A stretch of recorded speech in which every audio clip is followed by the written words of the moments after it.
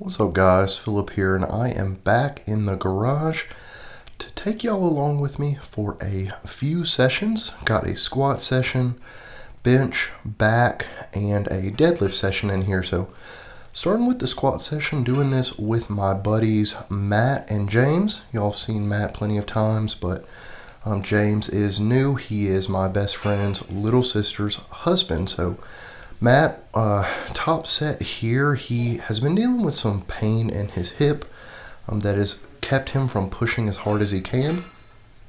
And so 315 was a little much for him today. Now James, absolutely built to squat, hasn't squatted in 8 years, really hard since high school. And yeah, that's right, he's 8 years removed from high school. But absolutely built to squat. If he would dedicate himself to it, I just know he would move some massive weight just with his leverages alone. So after that top set of 315 didn't go super great for Matt, I just encouraged him to drop down to a weight that he could kind of just do bodybuilding style, keep a little bit of pressure off of that hip with a little bit lighter weight. So he jumped down to 225 and just got some constant tension reps. He's definitely the best looking guy in the gym while he's doing his set, so he can hang his hat on that. Next, this was James' top weight, single with 365. Again, he hadn't gone over about 315 in a while, so moved well. Really happy for him in that rep that he got there. Now, this is really my only working set of the day. I wanted to rep 405 for 8, so good start. 2 reps in, it was feeling good while I kind of got settled into the set.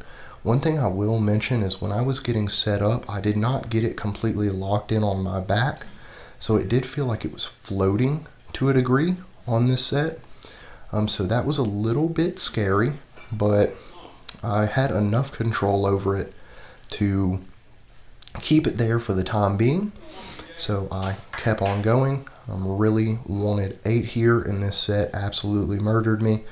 So, the hardest set I've done in quite a while. So I believe I have one more at this point.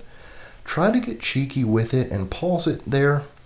Was not a good idea, and I almost failed. Bar rolled up onto my traps and tried to fold me, and I fought through it, but it sucked. It was hard. Hardest rep I've done in a while. So you see I kind of laid out there and created a chalk outline and sweat on the floor. But after that, we just did some belt squats, quads, and hamstrings, and then called it on that day. Now here is a bench day. It was the next day after our squat day, and James came over again. They moved close by recently, so you'll probably be seeing some more of him in these clips. Again, as far as bench pressing, he's very, very gifted in his leverages when he lifts. I know he would trade his height for mine in most circumstances in life, but I am envious when it comes to lifting weights. Love you, James, but you're kind of a manlet. It's okay, he knows that. So working up to 225 here for James. Just getting a couple of reps. James just did a Spartan race recently, so he is kind of all around likes to work his endurance as well as lifting weights. So he's in very good shape, guys. He can run further than I can. So just working up, warming up. Here is 295, moved well. I wanted to try to tack a 4th rep on to the 315 set. So here it is, 1, 2,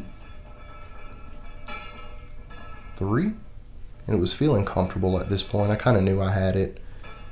So just took my time, and that is a success, guys. Bench is continuously going up, continuously feeling more comfortable as I am, progressing. And funny enough, I kind of realize now that when I don't use my massage gun, before my bench press sessions. It actually works better when I really hammer my pec hard with the massage gun beforehand. It makes it feel a little bit more tender and vulnerable. So stopped doing that, and it's really helped me. So here is 300 pounds. Did it for a set of 5, paused as a back down. Was very happy with that. Put 5 pounds on my 5 rep set. And here James is, it was either 235 or 240. I can't see the change plate that is on. Oh, I guess it's 225. He's doing more than 2 reps. I know he did a double with 235 or 240. So continuing to work down here. This is 275 for just another back down set. Wanted to get it for a little set of 8 paused. And I did. Kind of hit all of my numbers and goals on this workout.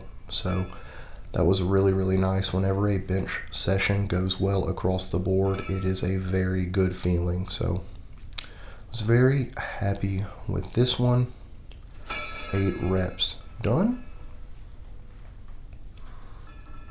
And here James is. This was 250 pounds. He was trying to psych himself up so much, and then he got it super easy. He's a sandbagger. So after that, we just did a push-up dip superset and then some close grip football bar, and then called it on the day. We'll did abs as well. Now moving on to a back workout, I did this one solo, and I had done ab rollouts the day before, and I had really hammered my biceps this past weekend, so my biceps were still a little bit sore.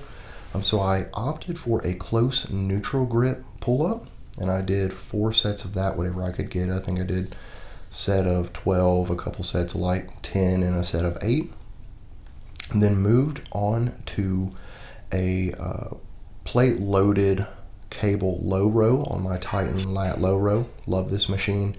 Ended up just working up to 250 pounds of plate weight for 3 sets of 8. So I'm showing you one of them right now.